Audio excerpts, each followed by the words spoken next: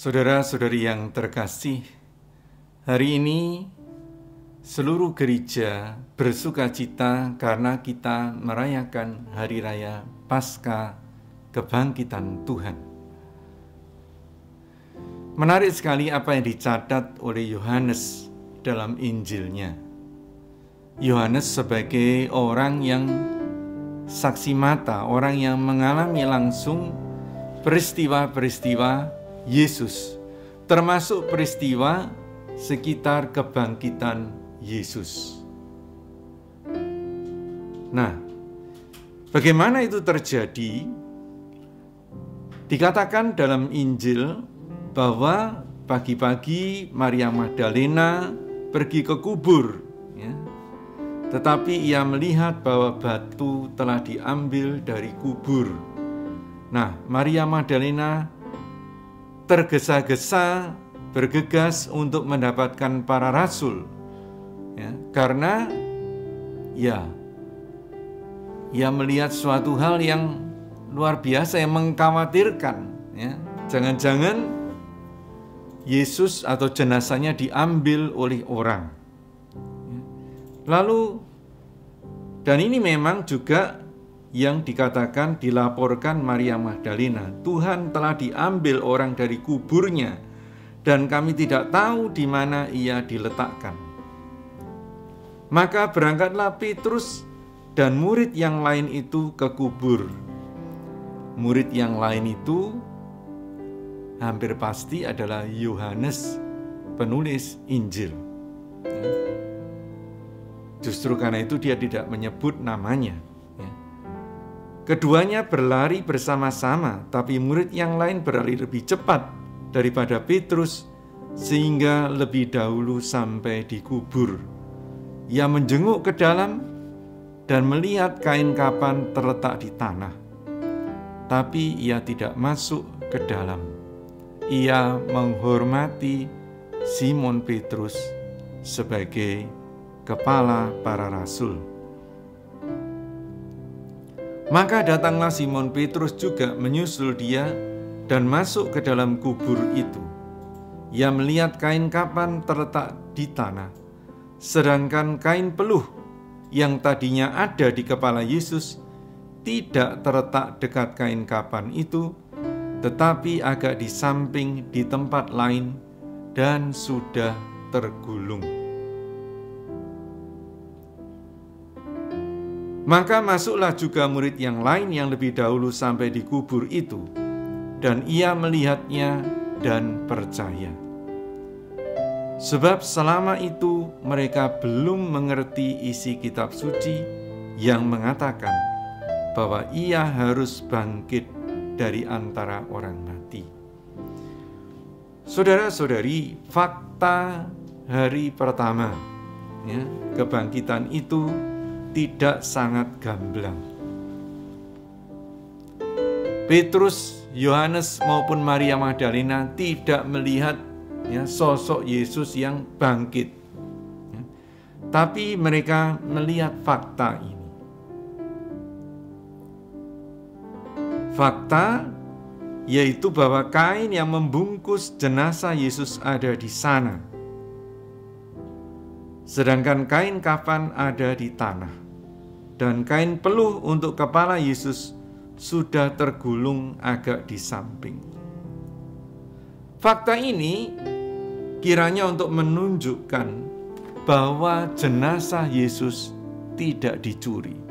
Kalau orang mencuri tidak mungkin merapikan, ya. Semuanya akan berantakan, ya. Posisi kain juga menunjukkan bahwa Yesus seperti hanya tidur, kemudian bangkit sendiri dan menata kain yang membungkusnya.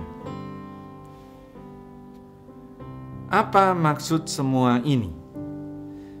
Saudara, memang kemudian, ya, kita pelan-pelan, ya, Injil membuka kenyataan bahwa mereka berjumpa dengan Yesus yang bangkit. Tapi yang menarik, mari kita perhatikan Injil hari ini. Sebab selama itu mereka belum mengerti isi kitab suci yang mengatakan bahwa ia harus bangkit dari antara orang mati.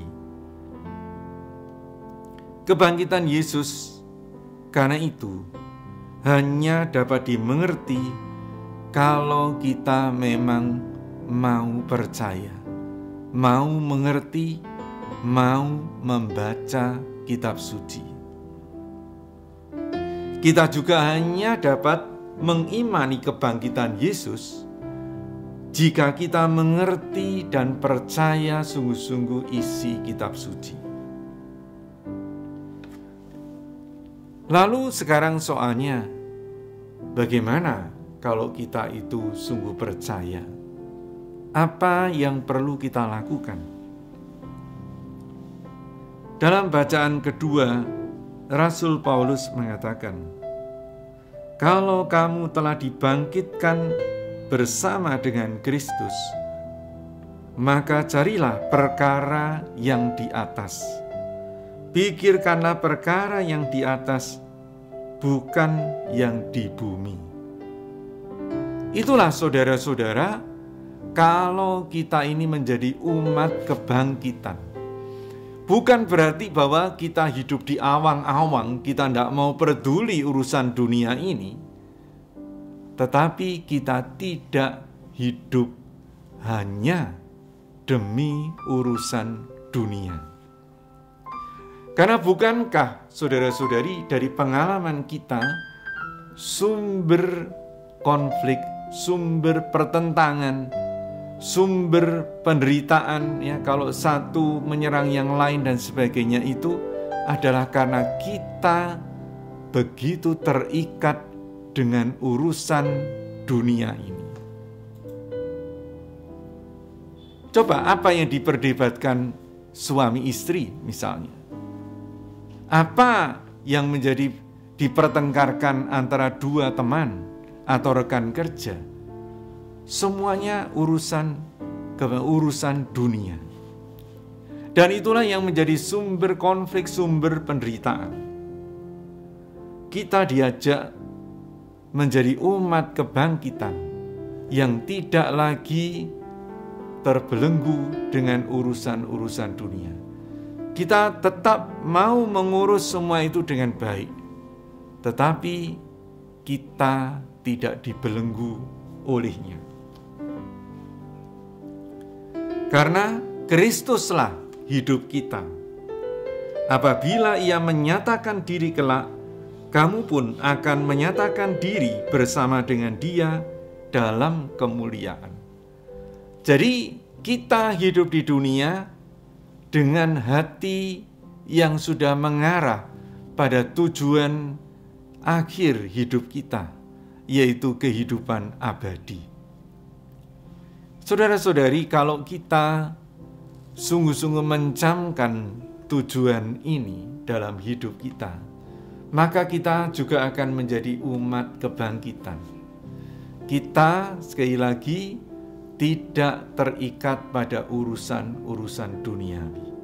Kita mengurus urusan duniawi dengan penuh tanggung jawab, tapi kita tidak mau mempertengkarkannya. Karena bukan itulah tujuan hidup kita. Menghayati hidup seperti ini, maka kita akan menjadi orang yang membawa damai. Orang yang bisa meredakan kemarahan orang satu sama lain, karena kita tetap bisa bersikap netral. Orang yang tidak lagi memperjuangkan kepentingan atau kesenangan dirinya. Mari, saudara-saudari, kita menghayati Paskah Tuhan. Kita dengan bangga mau mengikuti Tuhan yang bangkit dengan menghayati hidup kita di dunia tanpa terbelenggu dengan urusan-urusan dunia. Semoga saudara-saudari kita menjadi pembawa damai Tuhan, pembawa kabar sukacita sebagai orang-orang yang sudah dibebaskan dari keterikatan kita dengan urusan urusan dunia yang membelenggu. Tuhan yang bangkit menyertai kita. Amin.